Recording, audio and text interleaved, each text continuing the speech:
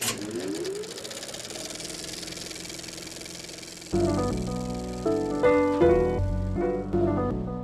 Efron, once a teen heartthrob featured in movies like High School Musical and 17 Again, takes a drastic turn for the sinister as famed serial killer Ted Bundy in Netflix's new original biopic, Extremely Wicked, Shockingly Evil, and Vile.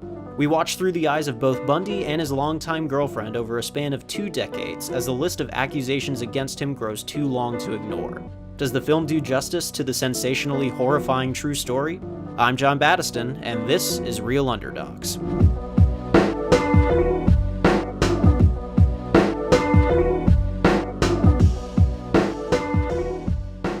Welcome to Real Underdogs, your friends at the bottom of the box office. I'm joined, as always, by my panelists, Karlyn, Chen. How's it going? And Trent, Neely. What up, people? All right, so today we are going to be discussing the brand new Netflix original film, Extremely Wicked, Shockingly Evil, and Vile, which is a long-awaited biopic about Ted Bundy. But before that, we just want to take a minute to celebrate that we are now officially done with all of our college classes ever. I guess. I don't know, a little bit sad. Bittersweet moments. Yeah, I finished my very last class half an hour ago. Me too. And I am, I'm mixed about it. But what about you guys? Hey, I mean, the next chapter to life is coming whether we really wanted to or not. Gosh. So I'm just like, gotta get on the train, I guess. Let it take me. I'm glad we're done with school. Yeah, I am glad we're done with school, to be clear. This is the last that I plan to go to school ever, to be fair. I don't know what y'all feel about that. I would love to not.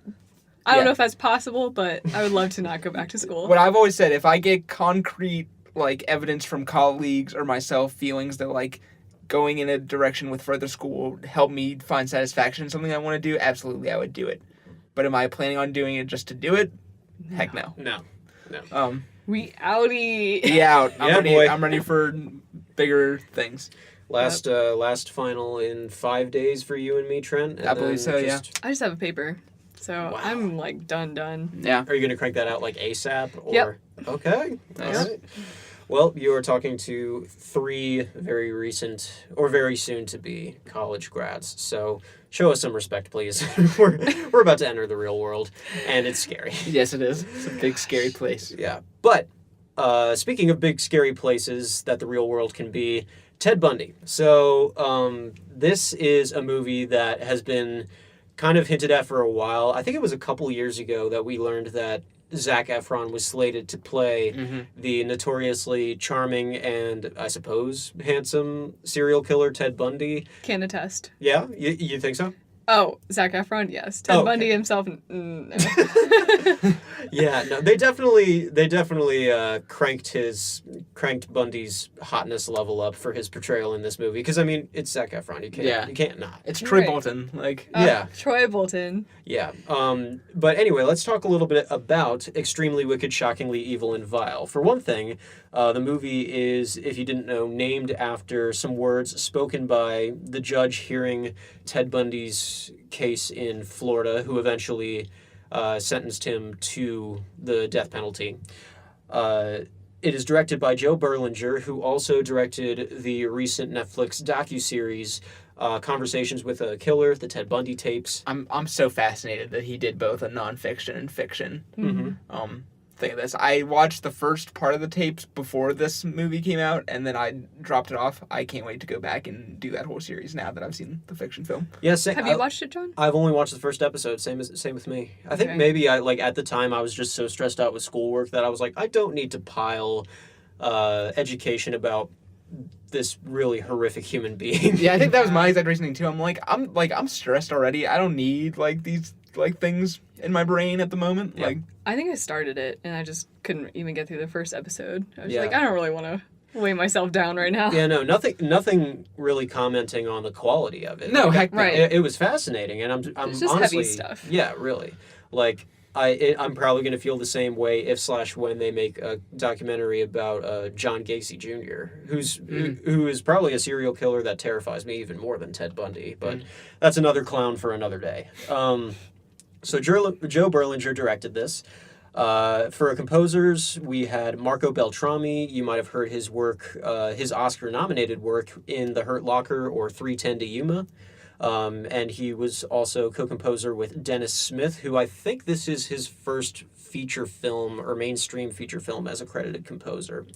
Cinematographer, you've got Brandon Trost, who has photographed a few films alongside of James Franco, including The Disaster Artist, which was a great movie. I love that movie. And This Is the End, which I've not seen. I would really like to. I've seen the first half. It's Michael Cera plays the most hilarious caricature of himself that I've ever seen in parody. I can't wait to see. That seems like it's right up my alley. Just, Yeah, I think you would really like it. Yeah.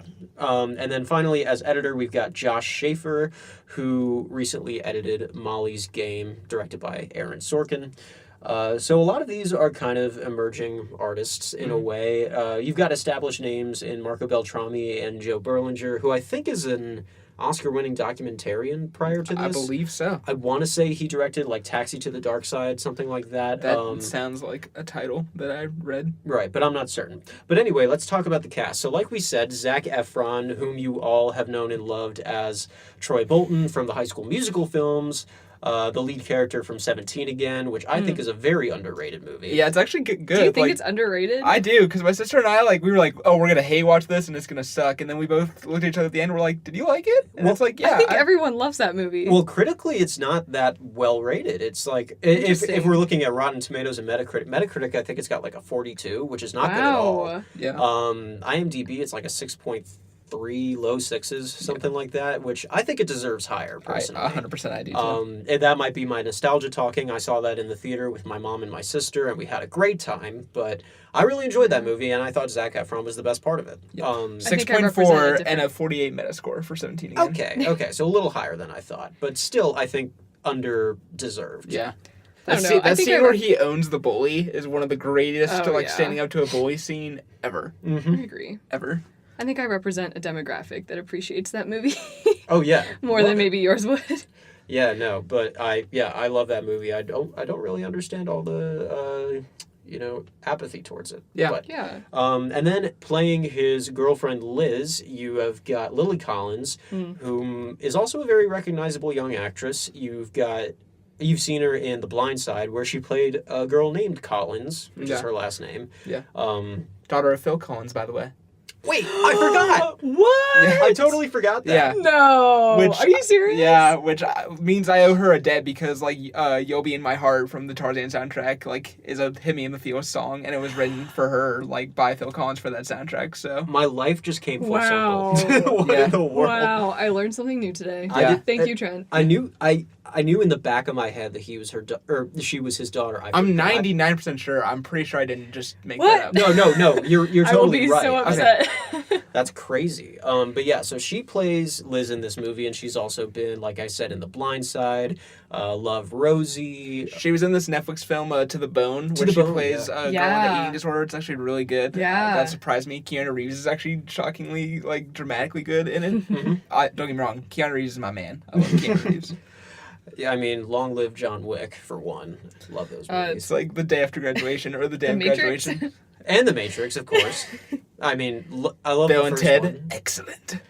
Have not seen it. Oh, It's just I always heard about it from my friends, and it just doesn't seem like my kind of. It just seems almost too goofy for me. Which there is a line. I can respect that. I don't have to agree with it. But I love most of the other stuff that I've seen him in. He's don't make him do Shakespeare again. Don't make him do Much Ado About Nothing again. Don't make him do a British accent in Dracula again. No, gosh, that was horrifying. We're talking about someone who's not even in this movie. We've derailed. I'm so sorry. No, it's we kept it going. But then let's think of the other cast. You have got Kaya Scodelario as Carol Ann, who is a old work friend of Ted Bundy's. And then in supporting roles, you've got John Malkovich as the judge over his case, and you've got Jim Parsons as the prosecuting attorney against him in the final law case. Actually, yesterday, or the day before when you were watching it on Netflix, Karlyn, I was just walking to class and I got a text that just said, Sheldon! And I'm like, that is neither of our names. What are you saying? I knew exactly what she was talking about, actually. Yeah, I didn't watch it until last night, so I was just like, wait, is Jim Parsons? Oh yeah, he was on the poster. Yeah, I was a little premature on that one. Yeah. No, that was... that But it was a Sheldon! That gave me a great laugh. But yeah. Also, the guy, have you guys seen Pay It Forward? No, actually. Osment. Oh, Haley Joel Osment. Oh, wait, yeah. Yeah, he was in it. Yeah. And Pay It Forward is a movie that I appreciated in my younger days. Mm-hmm. Yeah. So it was just weird seeing him as an adult. Yeah, no, seeing him after, like, Pay It Forward, Secondhand Lions, The Sixth Sense, and now he's, like, a man. You know, Yeah. it took me, like, till, like, 3 years ago to realize that Emily Osment from Hannah Montana is his sister. Yeah. Yeah. Like, Which makes... They look a lot alike. they look alike and they have, like, a very unusual last name. But yeah, when I found that out, I was still like, whoa, what? Like, Just two completely different contexts of movies. Yeah, and you can kind of date the three of us by like knowing the fact that we knew who Emily Osment was before we knew who Haley Joel Osment, Oscar-nominated You're right. child actor. I was about to say, have the Troy Bolton and Emily Osment references given away our age yet, guys? Yeah. Like, Yeah, no. And our references to college and graduating. That too. That too. Yeah, no. We're we may not sound it. We're all like 70, Yeah. but we've just been a little too in tune with child pop culture for Absolutely. a while. Yes. And there was somebody else on the... Oh! I was looking at the credits at the end, and one of the police officers in the movie is played by James Hetfield, lead singer of Metallica. Yes, I saw him in the What? trivia section. I didn't see him in the movie, but I saw that later. I was like, what? Yeah, I didn't recognize him at all. I think he's like the second cop to pull Bundy over in the movie. That sounds right. What? And I didn't recognize him at all, and then I looked at the cast list, and I'm just like, that's the James Hetfield that I've known since I was a kid. What in the world? That's crazy. Nice little Easter egg, especially for a school whose football entrance song is Enter Sandman. Yes. Go Hokies. Go Hokies. Hokies. Go Keys. So, going into Extremely Wicked, Shockingly Evil, and Vile. Can we call it Extremely Wicked from this point on? I was thinking, Yes. So that we It's like don't it's a have very to- long title. or the Bundy film. I'm okay with multiple titles being thrown around. Or here. we can just call it movie. Yeah. So going into movie. So going into Extremely Wicked, what did you guys think? What did you guys expect? What did you guys hope for? Well, I sort of followed this movie, like, not closely, but I did hear the buzz when it was first announced, and so I was really excited to maybe see Zac Efron get to stretch himself beyond sort of the teen beat comedy stuff and do something really dramatic. That was the big thing for me. And then also the idea that it was being told from the perspective of Ted Bundy's, like, longtime girlfriend, not just, like, a casual person that he met once, but a longtime girlfriend, I thought was a really new way to tackle, like, the serial killer story. So I thought that was going to be really unique, so I was looking forward to this for sure. I had seen a trailer or two, and I appreciate Zac Efron, so I was excited to watch the film, but other than that, I didn't really know anything about it. Okay. I honestly don't even know that much about Ted Bundy, because it's just not really something that I want to research. Probably should, but just haven't up until this point. Yeah, I only know about it because I took a forensics class in high school, and we did a unit on serial killers, so we talked about him, John Wayne Gacy, and then Jeffrey Dahmer. Dang. Yeah, that was a heavy week. It was like... I like those. All three of them like have their particular little oddities and quirks to them that just really make your skin crawl. Yeah. Like if you go read their Wikipedia pages, like that's enough to just make you. Yeah. So I kind of had the same expectations going in. The first trailer for this movie was released back in January to some controversy because a lot of people were worried that it was going to be kind of like a Scorsese-esque, like very almost like playful and glorifying look at Ted Bundy's life, because you start the trailer and it's playing like some like distortion heavy blues funk like Black Keys type stuff, and it's a little too upbeat for a movie about one of the most horrific serial killers in the United States history. I think I came over to your apartment to watch Roma, and I told you guys about the trailer, and then I was like, have you guys seen this? And we all watched it together. Yeah. And we were like, what? Yeah. No, I was honestly left laughing just in astonishment. Yeah. I was like, what? Like they had the balls to make that. Yeah. And so a second trailer was released a few weeks ago that was a little more tonally adequate, I would say. But I was looking forward to it because, like you said, wanted to see Zac Efron stretch a little bit. And I was kind of hoping that, like, sort of like the first trailer indicated a little bit, it wouldn't take your typical biopic approach. Which, I mean, when you're profiling a serial killer in a movie, you can't really do that. Like, you can't do the Spielbergian thing where making them look like a hero. Obviously, they're not. You can't, like, get all the big cliche biopic tropes in there and out of the way. You got to, like, take a unique and different spin on things.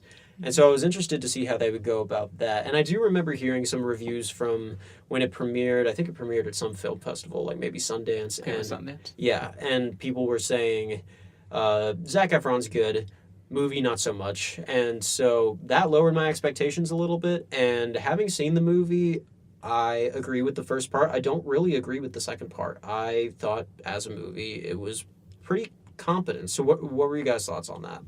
I appreciated it. I thought from a film perspective, the coloring was great, and I thought the shots were well done. I thought the acting was phenomenal too. I don't know. I thought it was a great story to follow. It like captured the charmingness of Ted Bundy along with some of the darker, not as acceptable things. Yeah.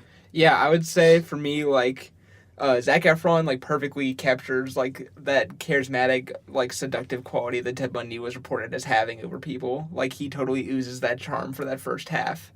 And honestly, for 90% of the movie. Mm-hmm. In fact, I would say the one slight negative I have is there's moments towards the end where, he does show darker sides, but I don't know if I fully believe he taps into the darkness when, like, he needs to, except for there's a great scene between him and Lily Collins at the very end, where they're on, like, the phone, and that was, like, my favorite scene in the whole movie, because that's just filmed in some cool ways.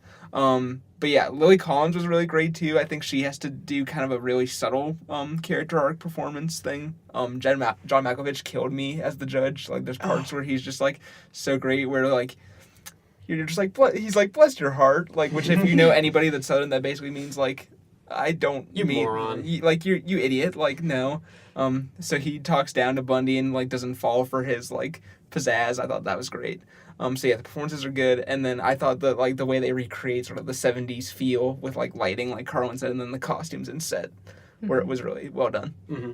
Yeah, I agree with all that. So, talking primarily about performances, Zac Efron was awesome. Yeah, I thought he's really good in He this. played it so well. Yeah, I was watching it last night with my girlfriend and another friend of ours, and they came in expecting to, like, do homework. And I mean, like, when you turn something on in general, it's kind of hard to get work done. But they both just eventually put their stuff down. They were captivated. Like, they were really drawn in by how Efron was portraying this guy. And he plays it in such a way that, for the most part, and Allie interjected this at one point and said, why do I feel bad for him? Yeah. Okay, I'm glad somebody brought that up, because I think the movie plays it where you do genuinely feel bad for him for, like, moments at the beginning, and it's weird because... And it takes you a while to, like, see him as not guilty. I mean, as guilty. Yeah. Right. Which I think is a credit to how the movie is constructed, because I think the point is the movie isn't ever trying to say that, like, there's ever doubt that he was innocent, but I think it's that his ego was so inflated that he didn't ever think that he would be caught. And so he's genuinely shocked that he's being treated as, like, the criminal that he is and the psychopath that he is. Yeah. I think he thought that his charm would get him literally through anything, because it did for 20, 30 years, however long he was alive. Yeah. He, it also, I think, kind of plays to the idea that he, like you said, with his ego being so big, he probably not only thought that he wouldn't be able to get caught, which it definitely portrays that for sure, but it also kind of seems to communicate the idea that he was so egotistical that he thought that the things that he was doing weren't necessarily wrong or reprehensible in his own sight, because you kind of see him as he was to a lot of people, like, not really being visibly affected by the fact that he was, in his spare time and in his time away from other people, committing these horrific crimes. He eventually admitted to something like 30 murders. Yeah. And they think it's much more in, like, hundreds. Like... Yeah. And so kind of with the structuring of the film, like you were alluding to, Trent, I really There was one thing that I really appreciated and one thing that I thought could have been done a little better. The thing that I really appreciated with how this film was structured and edited was that they told us the whole story, his life with Liz, his several captures, escapes, arrests, trials, without showing us a single murder. Yeah. Without showing us a single one of his crimes until the very end. Yeah, we see him commit one actual crime. And not even really up close and personal. A lot of the most gruesome parts of that crime happen off screen. Yeah. And the fact that the movie was able to carry that emotional weight without showing us the really just awfully gruesome stuff that it could have shown us, that it had the option to show us. Especially being on Netflix and not having a censor at all. Exactly. Yeah. That was impressive. Yeah. That was really impressive. I think restraint when it comes to violence is just more impactful anyway because the imagination of the viewer takes over and that makes it more impactful than anything gross they could have shown you anyway. Yeah. So. And I loved that you don't really... they hold out until the legitimate very end of the movie to just watch him break down. It's not even like a gradual decrease of confidence or sanity over time. He's composed until the last scene, and even at that it's literally the last 2 minutes of the last scene that he finally lets the facade down. That conversation between him and Lily Collins feels like it goes on forever. That's my favorite part of this whole movie. I'm not afraid to say by far. I don't know if it's just the script or this is actually how Ted Bundy was, but his emotional intelligence is through the roof. None of those deaths even affect him. Or maybe he's just, psychotic, which, very possible. Yeah. But, he can turn on the charm 100% all the time. And that's just crazy with all the stuff that he's doing in the background. Yeah. And then I like, though, that once the Florida trial begins, you see he goes beyond just being charming and you start seeing his manipulative side.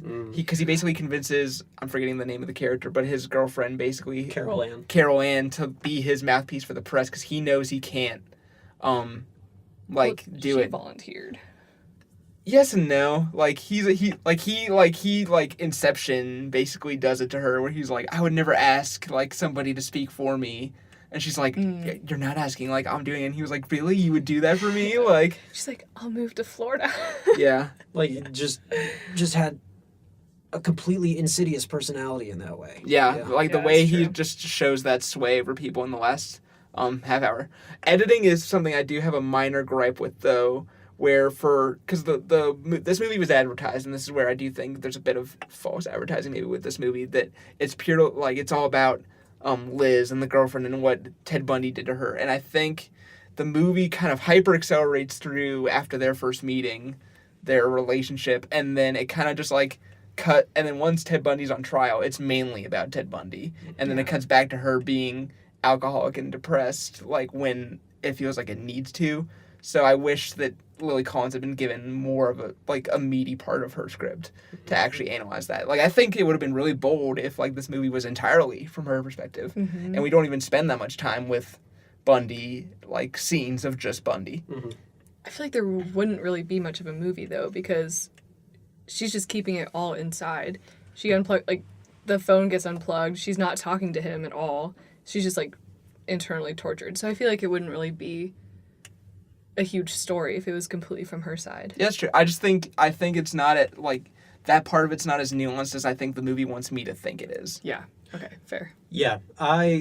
When talking about accelerating through the beginning of the movie, the first 10, 15 minutes of this movie feels extremely rushed. They're yeah. Because they meet at a college bar, which makes sense for Ted Bundy, who, kills very young women. He's there and he meets her even though she's not in college. She's a secretary, single mom. And from that point on, he's only her boyfriend, but still a very integrated part of her life. But we see that in montage form. Mm-hmm. And then probably by the 8 or 9 minute mark in the movie, maybe even earlier, we're already seeing him get pulled over and we're already hearing stuff about people being murdered in the town. And it's montaged between footage of him hanging out with Liz and her daughter and news footage of all of these missing girls and possible suspects going on the news. And it happens so quickly, and I think that definitely as a whole takes away from how we can possibly feel for Liz, because we don't really get to know Ted before all of this craziness and all of this criminality starts. Right, we don't know Ted as Liz knew Ted, and and for her story to have impact, you need to know how she knew him. Yeah, Absolutely. and like the gravity and depth of their relationship. Right. Mm-hmm. And that's the thing with a lot of Netflix movies. And this movie was not picked up for distribution by Netflix until a couple Very months late. ago. It was supposed to be a just flat out theatrical release for the longest time. Yeah. And then Netflix picked, I want to say it in like March. Yeah, And like very soon. even after the first trailer was released. Yeah. And so a lot of Netflix movies that I've seen or seen info about, usually they like to keep their movies fairly short. And this wasn't necessarily a short movie, but it was an hour and 48 minutes-ish. I think that's right around the time that it was. I believe so. And so I don't think it was necessarily a short movie by a standard definition, but I felt like it should have been longer. And I felt like the way that beginning part felt so rushed, I almost felt like it was originally longer, and what we got was the Netflix cut. Yep. Don't quote me on that. I could be wrong. No, I back up that sentiment. That's how I feel it is too. Mm-hmm. Like, I think the only time that you'll see Netflix releasing films that are longer or more drawn out are when they're going for awards contention. Like, Yeah. I mean, Roma was like a 2-hour, 20-minute movie, something like Maybe that. even more. It definitely felt like more, but was an incredible movie and should have been given director's final cut, which I think it was. I believe so. But in this case, it kind of felt like they wanted to fit it to the under 1 hour and 50 minutes typical Netflix quota. Because I think any other original film, with the exception of like Roma, that I've seen from Netflix has been an hour and a half or even less. And in the examples that I've seen, that's been to those movies' detriment. They've felt like too fast or like there wasn't enough to connect me. Yeah. And that's kind of how the beginning of this movie felt. Yeah. From the time that he's first arrested to the very end when he's finally convicted, it feels really well paced. Yeah. And then I think the movie really hits like almost like peak level stride once the trial in Florida starts. Like everything from there to the end, I'm like, I'm there for everything. Yeah. No, it's very engaging from that point on. Yeah. And, really liked that. Zac Efron really milks those courtroom scenes, and it's so great the rapport between like him, Malkovich, and Parsons, because like he'll object to something that like the prosecution does, and like you can see Malkovich is like, I hate that I have to vote in favor of this guy because he's such a smarmy like arrogant guy, but he's right. Like they can just like do this stuff because like at one point this cop's like, yeah, we bugged the interrogation room, so like he didn't know he was like confessing to me, but like we did. And then Zac Efron's like, well, you can't bug things. That makes it inherently wrong. Yeah, no, I think, and when you're watching, I've watched enough of the docuseries on Netflix, also directed by Berlinger, to know that a lot of the trial manuscript was repeated in the movie pretty much verbatim. Yeah, I mean, we saw some shots at the end where like they showed the real events, and I'm like, oh, that was pretty much word for word how it went down. Yeah, no, the judge's final address to Ted Bundy before he's taken out of the courtroom for the last time is pretty much word for word. That's a great scene. That was a phenomenal scene. I loved the relationship between Ted Bundy and the judge. Yeah. Because I think the judge really did appreciate like his intelligence and kind of gave him some space to show that, which, you know, whatever. But like for the movie, I appreciated that a lot because you totally see like the intelligence and the potential of Ted Bundy and how it just kind of went to ruin. Yeah, like Malkovich says, he's like, I would have loved to have seen you practice law in front of me. Like, and you would have been great. Yeah. And you win another way, and now it's a waste. Like, I think he says it's just a pure waste of humanity. Like, is the phrase he uses, and I'm like, dang. It's like you just gave him the highest compliment, but also like the most savage takedown ever. And that scene and the final scene between Ted and Liz were filmed in a very similar way in that it's two reverse shots where they're staring straight into the camera, and I thought that in both instances that was a perfect choice. Yep. Because those are two moments of extreme emotional intimacy and effect. Yeah. And it just you very much felt you didn't feel in between the conversation, you felt like you were a part of the conversation, like you were in the heads of both people, and that just it really took my breath away in both instances. Yes, that was one part I want to praise the camera work, and then the other one where there's a scene between Bundy and Karlyn where the camera just spins in a circle around them, and they talk, and the camera just keeps going in rotation. And I thought that was a really unique, interesting way to film a dialogue scene. Sorry, Karlyn, you were going to say something? Oh, no. I was going to go back to the scene with Lily Collins and Zac Efron. You start off, like, the very beginning scene of the movie is them talking. And I kind of wish that they didn't give us that. Me too. Because throughout the whole movie, I'm like, I know that they're going to have a conversation again. Like, they're going to meet up again and talk, even though if they didn't have it in there, I think you'd be like, oh my goodness, are they ever going to talk again? Like, is there ever going to be reconciliation or peace here? Yeah.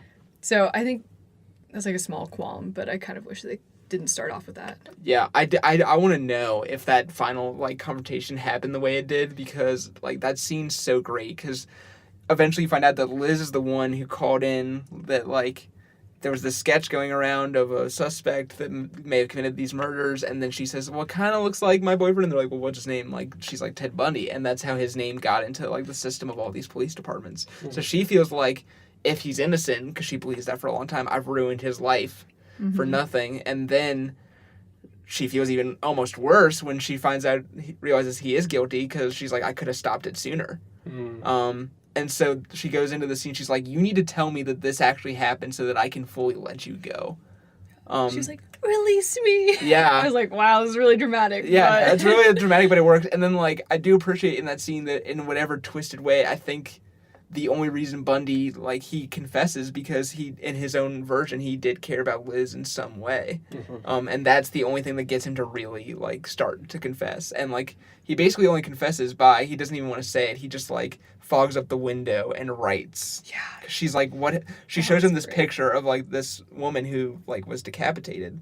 And she's like, what happened to her head? And he tries so many other things. He's like, well, animals in the area could have. And she's like, no, like, what happened?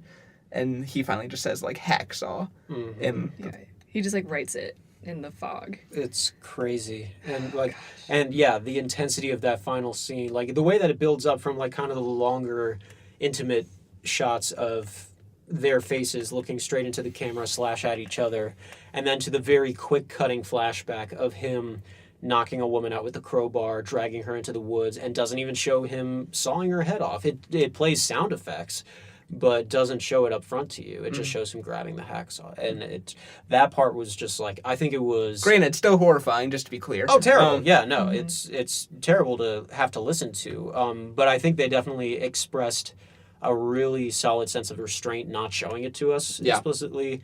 And just the way that was edited and accomplished at the end just, I think, made for a very, very, very fitting climax. Yep. And I thought was fantastic. Yep. And so, what else did you guys think about the movie? I thought that, in general, the choice of soundtrack was pretty good. Because, I mean, it helped inform the times, of course, which, I mean, we were already being told the times, like, on the screen, which I think we should have been. But then, like, I think they were typically... The song choice was typically done in a way that it really helped set mood. And I appreciated that. I agree. If we don't have anything else to talk about with Extremely Wicked, I think we could go ahead and move on to our voting, because, I mean...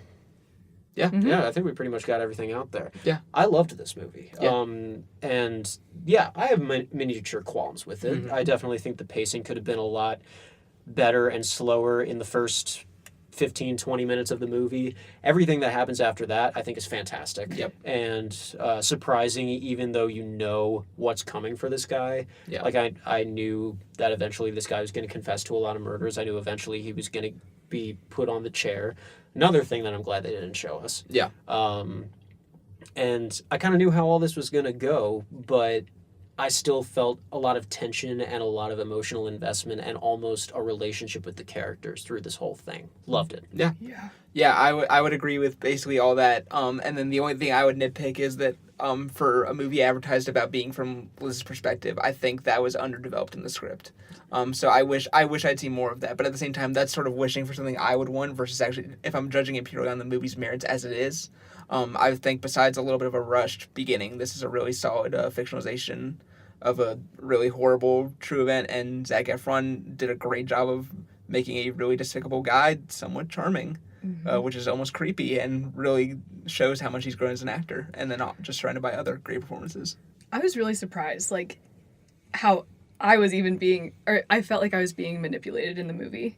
Like, I liked him in some ways. So, but I thought the acting was phenomenal. I thought the plot was great. I thought the movie looked amazing. I would definitely give it a yay. Yeah, yay for me as well. Yay on my part, too. All right, let's get on to our verdict. Drum roll, please.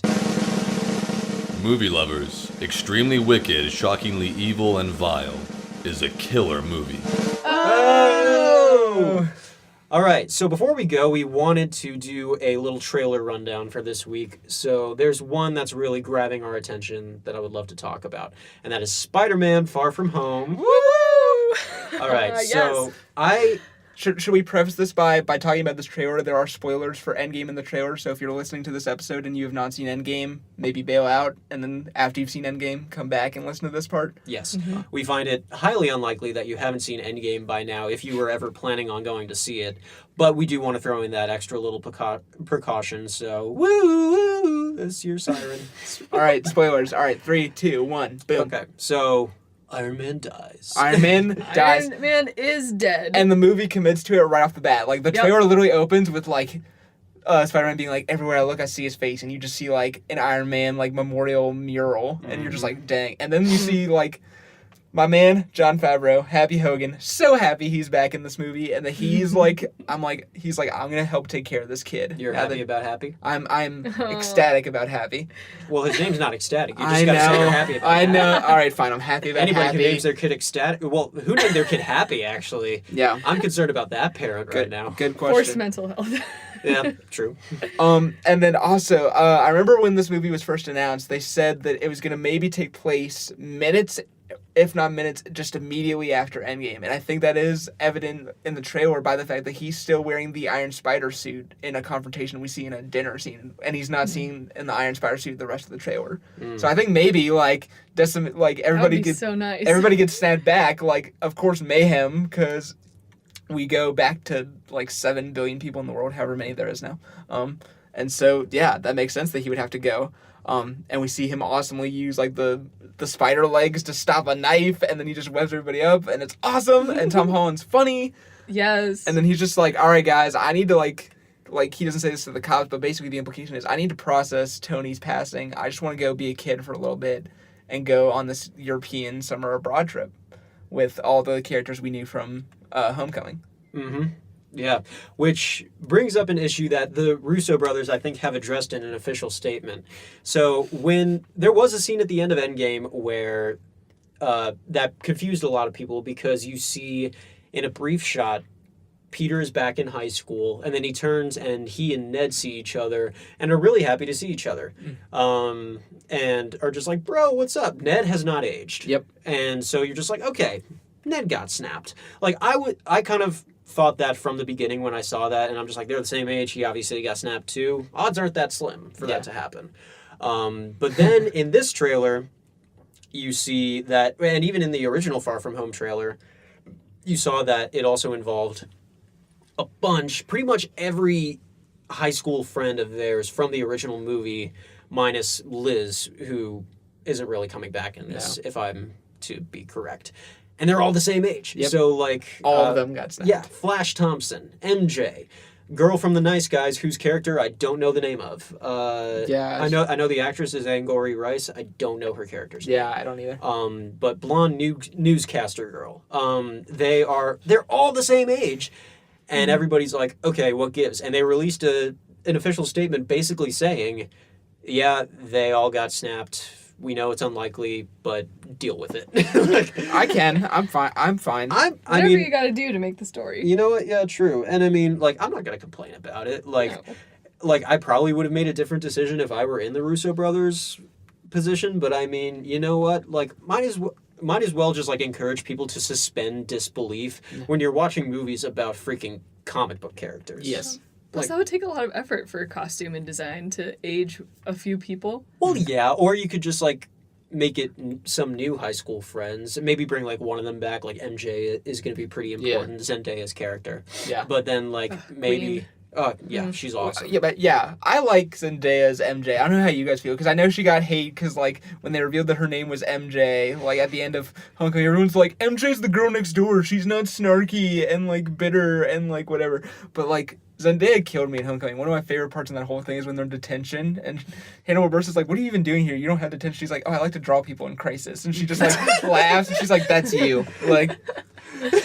or like, That's a great scene. or when they go to the Washington Monument, and the teacher's like, hey, you gonna go? She's like, no, I don't want to go to a thing that's built by slaves. And he's like, the teacher's like, no, I don't think it was built by. And he looks at him like security guard, and the guy's like, See, like, yeah, I think you kind of have to just check your perceptions of Mary Jane in the past at the door. Yes. And then just accept this one as a new story. yeah, a like, new look, type of character. Kirsten Dunst as MJ was a big part of, like, my childhood, like, Yeah, you know, same. like, so, I like, did not like her.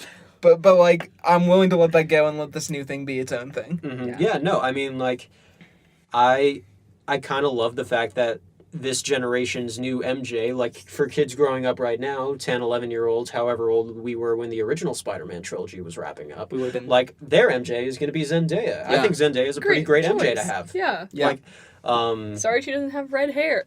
yeah, no, I mean, sorry she's not... that was a huge thing for people. Like, that alone, like, they were like, I can get down with her personality, but, like, she doesn't have red hair. And I'm like, okay. Like, yeah, no, I think there's greater things to concern us. There are. Mhm. And, I mean, people haven't really kicked up as much of a fuss about, like, other minor characters that have been tinkered with a little bit, like Aaron, who is Donald Glover's character in Homecoming and the uncle of Miles Morales, who is another Spider-Man that the MCU probably isn't going to incorporate, but might. Might, eventually. Might. We don't know. I think they will milk the Tom Holland train for as long as they Oh, can, yeah. and I... Because they can. I'm And we're happy- here for I was it. telling John, I read an article, I haven't gotten to read this all the way through to see if this is legit, but, like, Tom Holland supposedly said he's like, I'll play Spider-Man in 20 films if they want me to. Like, Aw. Yeah. in fact, I would love nothing more to see him grow from, like, excited kid to, like, eventually get to the point where a little bit less depressed, but basically same level as, like, Peter B. Parker in Into the Spider-Verse, where he's just, like, so confident and kind of, like, lackadaisical about being Spider-Man. Like, that would be That ideal. would be incredible. Like, seeing him grow, like, that'd be amazing. Yeah. People also weren't really kicking up a fuss about Tony Revolori as Flash Thompson, Yeah. who, like, in previous iterations is supposed to be this giant, big, like, gym rat bully, and in this version is dad's Ferrari driving, like, really dorky DJ who just has a verbal leg up on Peter, Well, essentially. but I love that that's what John Watts basically said. He's like, bullies don't have to be physically imposing. They can just be really hurtful with their words and obnoxious people. Like, yeah, and that's a kind of bully that you really don't see in comic books often. They often, Yeah. or in comic book stories, they'll often revert to this bully is physically antagonistic, which those bullies exist too. Sure. But most of my life, any bullying that I underwent, which really wasn't that much, but whenever it did happen, was more often verbal in nature. I do love that in this version though, Flash is like totally in love with Spider-Man. Yeah. Like he's love like it. the biggest fan of Spider-Man. I'm like, that's perfect. That's Yeah. That's great. amazing. Yeah, it's in the original teaser where they show a scene right at the very end where somebody's asking him, "What is it with you and Spider-Man?" And he's listing off the reasons, like, I really respect him. He's got a dope suit, and then Peter walks in, he turns and goes, "Sup, dickwad." Yeah. And just the irony is just delicious. Yeah, and Tom Holland's great because he closes that scene by just like smiling. He's just like, he just waves at him, and it's just perfect. Oh, Tom Holland is amazing. I just think this iteration of the Spider-Man story is just great decision after great decision. Yeah. Yes. And also not too bored down with the other elements of the MCU. Yep. Kind of like you and I were talking about, there was a lot of worry early on that it was just going to kind of be another Iron Man movie with the presence of Tony Stark. Tony Stark's is in Spider-Man Homecoming, like 15 minutes.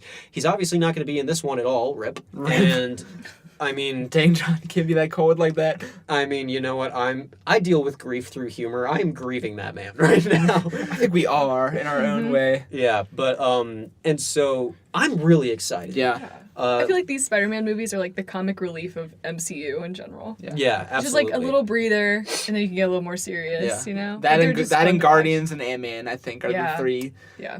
But going back to the trailer, and then we get Nick Fury, and perhaps the greatest line Nick Fury will ever say, Please, you've been "Been to to space."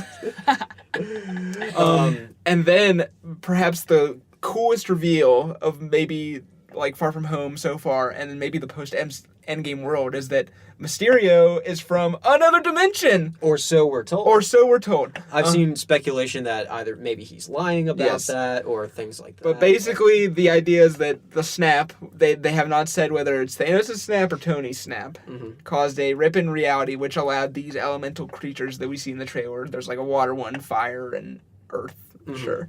You know, all the Avatar elements. Yeah, one of whom is the Sandman in some iterations of Spider-Man. Possibly. Maybe, but continue. I do like the idea because either way they go with Mysterio now is interesting to me because I remember, spoilers if I'm totally right about my fan theory here, but when the first trailer came out and Mysterio was shown fighting alongside Spider-Man, everyone was like, whoa, what's going on? And then everybody immediately said, it's going to be Syndrome from The Incredibles. He created the elementals so that he could try to fight them to say that he was a hero, but really he created them. And then Spider-Man will have to arrest him. So I still think that's a strong possibility that because the character of Mysterio is an actor in special effects worker. And so I totally think it's possible that he created the elementals in some way. And that's how it's going to be. He created it, it got out of control, and he's trying to be a hero, but then he'll be arrested. Or, I'm fine with that. If he is from another dimension, and they're like, nope, the dude straight up just has these powers, and he's like just straight up a hero, I'd kind of be fine with that too. I'm fine with whatever. Whatever they do. Jake Gyllenhaal is a great actor, so I think having him in this universe is something really cool and unique. I'm excited. Yeah.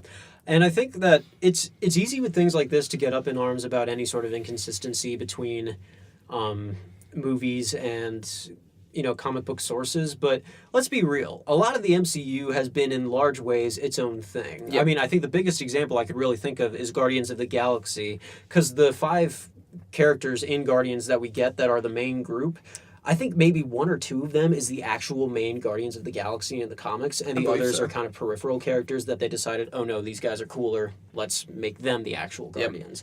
I think that includes Drax and even Gamora. Yeah, maybe. I think so. Or Gamora was only on the team for like 1 second in the comics. Yeah, and so, like, if you're not used to the MCU changing up the comic canon a lot by now, I can't help you. I think you just kind of have to deal with it at this point. Now, and I'm also speaking as someone who doesn't read the comics, and so that might be easy for me to say, but I'm gonna say it anyway. And then one of my favorite moments in this trailer, I'm the first guy to rant about spoilers in trailers. However, there's a spoiler quote in this trailer that I absolutely love where Peter Parker's like, so, MJ, like, there's something I gotta tell you. And she just immediately goes to, like, you're Spider-Man.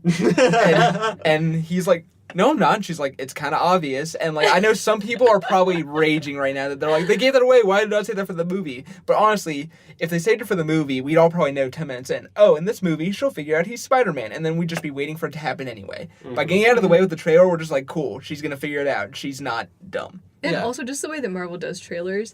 Like, if they're sharing this stuff, then I can't wait for what they're going to share in the actual movie that I don't know. Yeah. Yeah.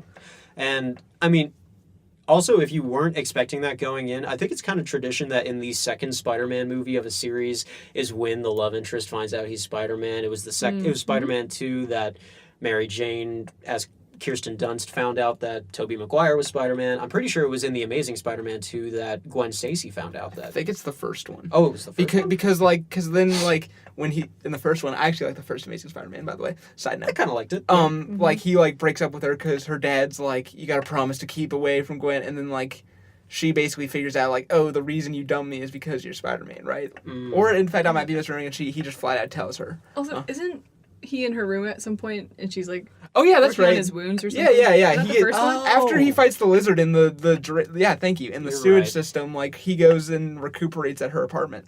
I haven't seen that movie since I watched it on DVD. I didn't love it, and I felt like a lot of it was... I like it too. I just felt like a lot of it was kind of forgettable. I remember very little about Andrew it. Garfield's so good. He's great. He's oh yeah, no, I can't say that he's my favorite because Tom Holland is my... But Tom Holland is... Close second. Very close second. Yeah, see, it wasn't Andrew Garfield that bugged me about that. It was how they characterized Peter Parker. Because, sure, you can, mess with some supporting or peripheral characters like MJ or Flash Thompson. But if you...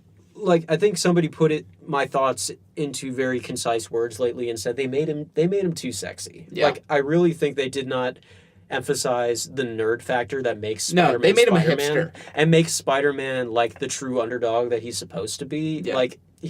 I just felt like he was too cool to be Spider-Man. I agree with that. Not Andrew Garfield's fault. No. At all. Would you say that that's the case for Tom Holland? No. No, Tom Holland is so awkward in the best way. Like, yeah, no. Really? Like, well, Yeah. And I mean, it even gets down to his little nuances, like his voice. Like, I think his voice that he uses for the character, which isn't really similar to Tom Holland's. Well, I mean, Tom Holland's British, but he even makes it higher pitched than his real voice, and he's just like, "Oh, that was awesome." And he's like kind of very like rounding out like his consonants in a way that like is just I kind of associate with a sort of dorkiness because I sometimes talk that way. but also he Ned built a Lego Death Star. Like, Yeah. And Okay. when they talked about that in the hallway outside their lockers, Ned is just like, "Hey, I've got the Lego Death Star. You want to make it?" And Peter goes, "Yeah." And then they look around and there are a couple girls that are like, lame. "All right." Yeah. And so they I don't think they as much beat it into your head that he's a loser. No, in- they more are leaning toward he's a child. Like, one of my favorite parts of Homecoming is where like they're in the hotel room and he literally is jumping on the bed and he's like, "I'm so tired of Mr. Stark treating me like a kid all the time. I'm an Avenger." Like, and I'm like, "You're literally jumping on the bed, Tom." Like, Yeah, pretty much. And I mean, talk about sci-fi parallels. It sounds exactly like. But I was gonna go down to the Tasha Station to get some power converters. Yeah. What is that from? Luke Skywalker, Star It's Wars. Luke okay. Skywalker's very first line in Yeah. any movie. He's just a whiny little brat. But then character development happens. Character development. Oh, happens. good. And yeah, Puberty. I that's just what that reminded me of. I thought it was cute. But yeah, I'm excited about the new movie. I'm so excited for this. I'm excited to learn about Mysterio. I had never heard of Mysterio before. Before seeing the trailers for this movies, because again, I don't read the comics, I know nothing about them. I also, I'm not gonna lie, when we were talking about it earlier and I was about to mention Mysterio, the name on the tip of my tongue was Magneto, Nice. and that would have been wrong. Yeah. I just want to give credit to the costume department of Marvel. They made a fishbowl look cool. Like, the fact that Mysterio has a fishbowl head. Like, Oh yeah. that could have been so campy, and they make it, like, awesome that I'm like, I want that suit, kind of. Like, Yeah. and then also we get a sneak peek at the new Spider-Man, like, stealth suit, it looks like. And there's a great tracking shot of him just, like, going up a wall and then flipping over a ball of fire, and it's just, like, metal, and it's July 2nd, America, so close to the Independence Day. Like, yes. Yeah, no. It'll be like, exciting. yeah, we don't have Captain America anymore. Spider-Man is America's superhero now. Actually, Yep. we do have... Okay, true. You're right, we do. Wow. Sorry, we don't have our original Captain America. We don't have Mr. Steve Rogers, who Right. I mean, I will love Anthony Mackie as Captain America. Okay, I so think he's is perfect Falcon for just it. going to be done, and now he's Captain He's America? Captain America now, I guess as far so, as I yeah. know. Although it is confusing because he's in that Disney Plus show with Sebastian Stan that's Falcon and Winter Soldier. So No idea how they're I don't know if that's before the events of Endgame, after, before he feels ready to take on the Captain America mantle. I don't know what that means. They also Interesting. announced that show before Endgame premiered, I'm pretty sure. They did. And so maybe they didn't want to throw people off and be like, Oh. Captain America and the Winter Soldier, which is already the name of a movie. So, Yeah. um, Great. So they're going to change it?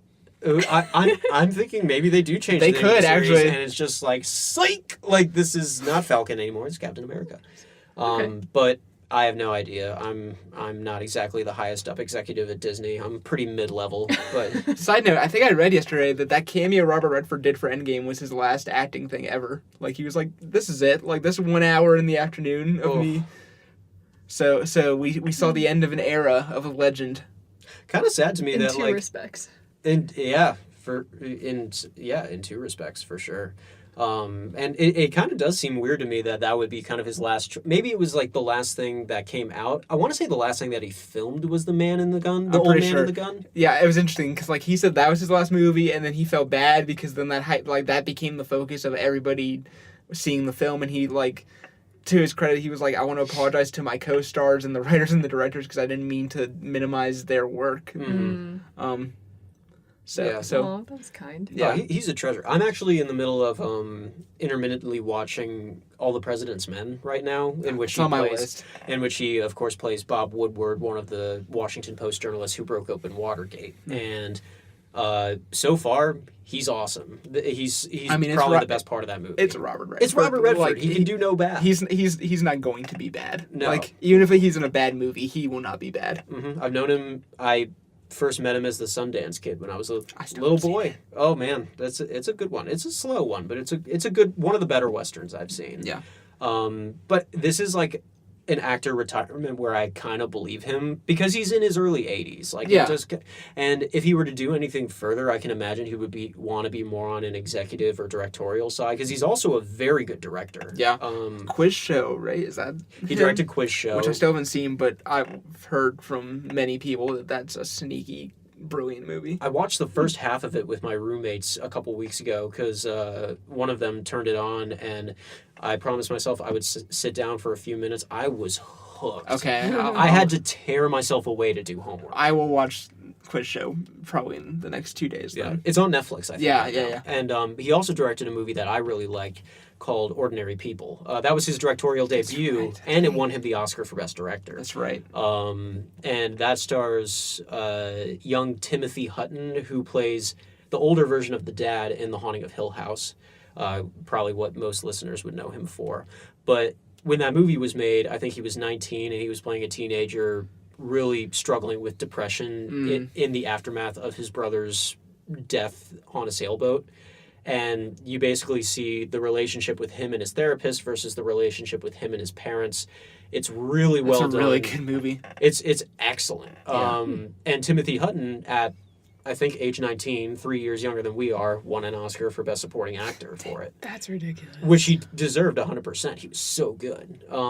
And so, yeah, I don't think that's on Netflix anymore. That's how I watched it 4 or 5 years ago. Yeah, but I think it regularly goes through like HBO, Showtime, and all that stuff. So if you have the movie channels, you can find it that way. Yeah, if you have the means to watch Ordinary People, highly recommend that one. Robert Redford directed, again. But yeah. So... reeling things back in. Those are our thoughts on the new trailer for Spider-Man Far From Home. I think we're all very excited. I'm excited to see them in Italy because, I mean, like, I've been to Italy twice. It's my homeland, and, like, I wasn't born there. And, like, my great-great-grandfather is from Italy, technically. But I think it's going to be a cool backdrop because kind of like, you know, you've only ever really seen Spider-Man in New York and a couple of the times outside of New York when they take him along with the Avengers into Germany space. or space, and now you're gonna see him where you've never seen him before in very dense urban Europe. Yeah, I'm excited. When does it come out? July 2nd. Yeah, I think July 2nd. Sweet. So I'm we're close. so We're ready. closing in. Yeah, that will be an opening weekend viewing probably for me. absolutely. If not the very next Tuesday. Yeah. Because I'm gonna be operating on a salary and a budget. So, That's true too. That's true too. Gosh, I I was feeling so good, John, and then I was like, oh yeah, adulthood hits me in like 2-3 weeks. Thank you, John. Thank you, John. Yeah, but I mean, you'll be working in the film industry. You'll have ins to hopefully save money on screenings, things like that. Hopefully, we'll see. If I have a hookup and I can bring guests, like I would obviously bring you guys. OMG, You'll I would find take a trip. Yeah, no, honestly, if I'm passing through Atlanta, we're going to see a movie. I mean, you guys should just come to Atlanta anyway, because it's Honestly, it's kind of city. halfway, so. That's fair. That's fair. Between where you'll be, where I'll be. Yep. Yeah. For those of meant you to who be. don't know, Karlyn is going to be on the sea, working on a cruise, Yep. and so best wishes to her. Crazy. Trent's going to be in Atlanta pursuing film Yep. after graduation, and I'm going to be in the DC area as a newspaper reporter. So we're all up and down the East Coast in a couple of weeks here, but Man. yeah, we'll see each other. Yeah, we can save the sentimental goodbye for next For week. next Next week is our last one before we graduate, and so I'm not even sure what next week's one is gonna be. I think it might be Tolkien. Tolkien, that's right. Yeah, because that has like the lowest number of screens that it's going to be opened Right. on. I think it's like 1,300, which still counts as a wide release. And I feel like that's a very, like, biopics are a very niche audience anyway. And then doing a biopic on the guy who did Lord of the Rings, like, that's a niche within a niche within. Like, narrows it even further. Yeah. which, don't get me wrong, I'm excited because I love the Lord of the Rings films, and I like the book. It's hard to get through. I had to give up. Never finished a single one of them. But I totally respect the way that man created a whole language and world, like, Yeah. literally. And I like Nicholas Hoult as the lead a lot. I like Nicholas Hoult a lot. So Yeah. if that ends up being the film, I won't be unhappy. I'm looking forward to it.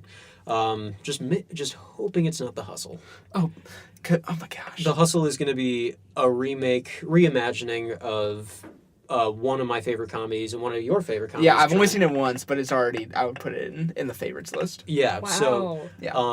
I don't want to say anything disparaging about it because it could end up being good. Yeah. I want to have hopes for it, but in case it ends up getting bad reviews or we end up reviewing it and it's not good at all, go watch the original, Dirty Rotten Scoundrels. It's on Prime Video as of last time I checked, like 2 months ago. Yeah, and it stars a very funny Steve Martin and a very funny straight man Michael Caine. Who's very underappreciated in what he masterfully does as a straight man in that movie. Oh my Absolutely. gosh. And then Steve Martin, of course, does Yeah. some of his greatest gosh. antics I've ever seen are from that movie. It's so great. That's like my family's family movie that we watch together. It's like our own language. Just like when one of us is trying to call to the other in the house and somebody's saying like John and I'm not answering. Somebody goes like John, Ruprecht, shall I get the genital cuff? And then I come out. You would understand. You would understand if you saw the movie. Okay. Yeah, sorry, that was maybe not the best reference to I was like, of all the quotes pull to out of the pick. hat. But I mean, we've definitely used that in my family. Which More insight into John's wild family. oh yeah, we have fun. Battiston. Maybe not crew. wild, but We have fun Just- and we reference pop culture way too much. Yeah, we talk about The Martian and Wedding Crashers pretty regularly in our house. Nice. Like nice. whenever we don't like somebody's off somewhere and we don't know where they are, like we always do the Will Ferrell thing where it's like I don't know what she's doing. Like I never know what she's doing. And then it's like, Mom, the meatloaf. Oh my gosh. All right, we've had kind of a sprawling conversation today. It's Hopefully- fine, you know. thanks that's for what this is sticking for. with us. Yeah, if you made it this far, if you made it this and far, you know what like- we're talking about. Yeah. Yeah, if you just Props to you. if you just like hearing three people talking about movies that just are all over the place in terms of genre or audience, whatever, then hope you've had fun. Yes. Um, If you made it through, achievement unlocked for enduring sort of the ADD edition of Real Underdogs. plus 500 stealth points. But yeah, so that'll just about do it for this episode. Real Underdogs is produced by me, John Battiston. My panelists are Karlyn, Chen, and Trent Neely. Our music is by Ross Walter, and as always, thanks to Virginia Tech Libraries for giving us the equipment and space necessary to record this episode. So until next time, have a good week. Thanks, guys. See you later, guys.